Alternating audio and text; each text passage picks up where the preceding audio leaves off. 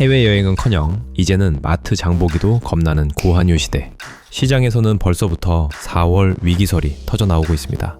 보통은 중동전쟁으로 인한 원유 공급 위기를 이야기하지만 정작 제가 보는 위기의 실체는 우리 경제 내부에 있습니다. 역대급으로 치솟은 환율에 더해 이번 달 만기가 돌아오는 천문학적 부채들까지. 정부의 낙관론에도 불구하고 시장의 경고음은 왜 멈추지 않는 걸까요? 살리자니 환율이 무섭고 가만두자니 시장이 죽는 이 진퇴양난의 상황. 왜 4월이 그 한계점인지 머니를 싣고 달리는 비트열차 지금 출발합니다. 정부가 어떻게든 지키려 했던 1,500원 선이 무너지면서 공식 환율은 한때 1,517원까지 치솟았습니다. 대한민국 경제 역사상 환율이 1,500원을 넘긴 건 1997년 IMF 외환 위기와 2008년 글로벌 금융위기 단 2번뿐이었습니다. 그런데 진짜 문제는 따로 있습니다.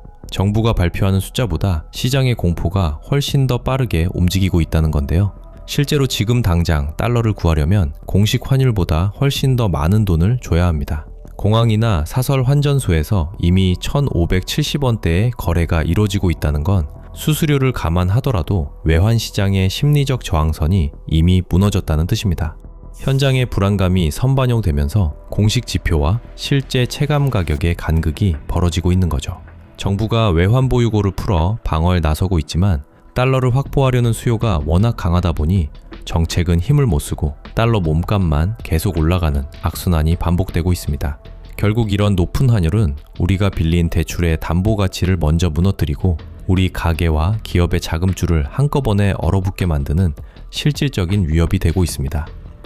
그렇다면 이 환율 불안의 여파는 우리 경제 어디를 가장 먼저 건드리게 될까요? 바로 가장 약한 고리인 부동산 PF 시장입니다. 여기서 PF란 건설사가 아파트를 지을 때 앞으로 지어서 팔면 이만큼 벌 수 있다는 계획서 하나만 믿고 미리 큰 돈을 빌리는 걸 말하는데요.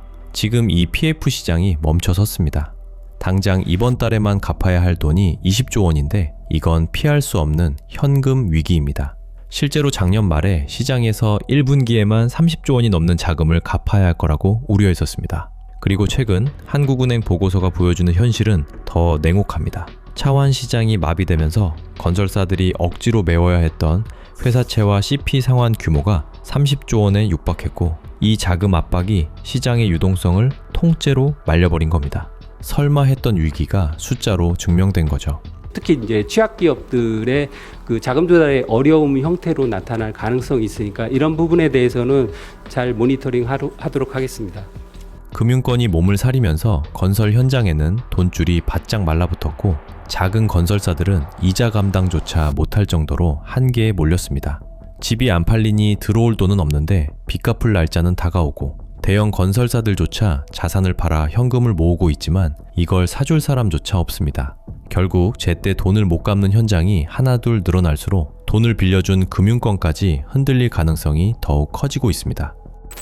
부동산 PF 리스크가 눈에 띄게 커지면서 기업들의 핵심 자금줄인 회사채 시장도 멈춰섰습니다. 올 상반기에만 약 51조 원의 회사채 만기가 돌아오는데 새로 돈을 빌려주는 곳이 없어서 기업들은 보유한 현금이나 자산을 팔아 억지로 빚을 갚는 상황입니다. 이걸 전문 용어로 부채 축소, 즉 디레버리징이라고 하는데요. 채권 시장의 문이 닫히자 기업들은 마지막 보루인 은행 대출로 대거 몰려갔고 그 결과 2월 한 달간 기업 대출이 9조 6천억 원이나 폭증하며 10개월 만에 최대치를 기록했습니다.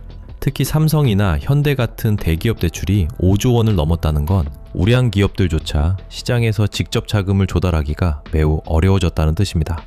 기업들은 부족한 운영 자금을 만들기 위해 만기가 짧은 급전에 의존하고 있는데 이런 단기 자금은 이자가 비싸서 재무 구조를 더 악화시키게 됩니다.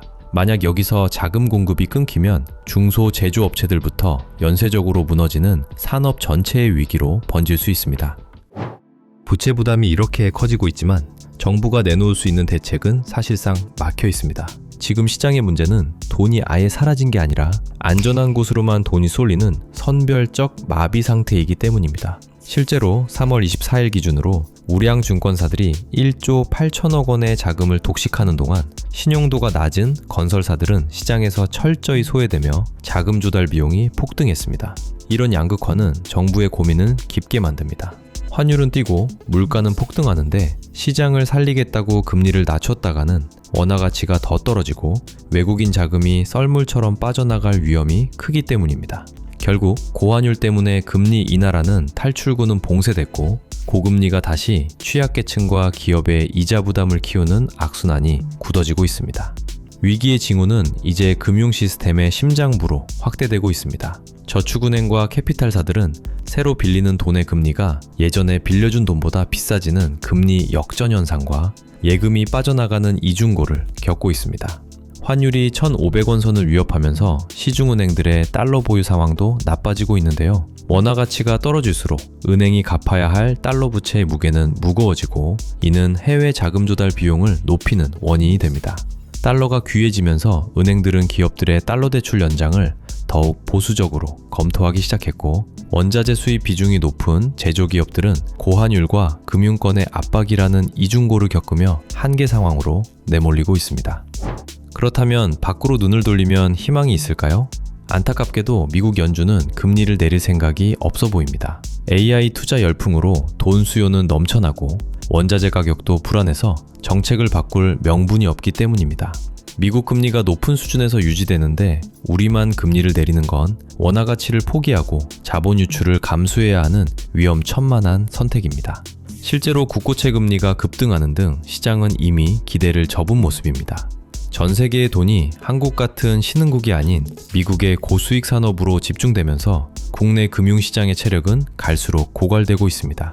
미국의 고금리가 계속되는 한 환율 1,500원 시대는 이제 우리가 버텨내야 할 상수가 된 셈입니다.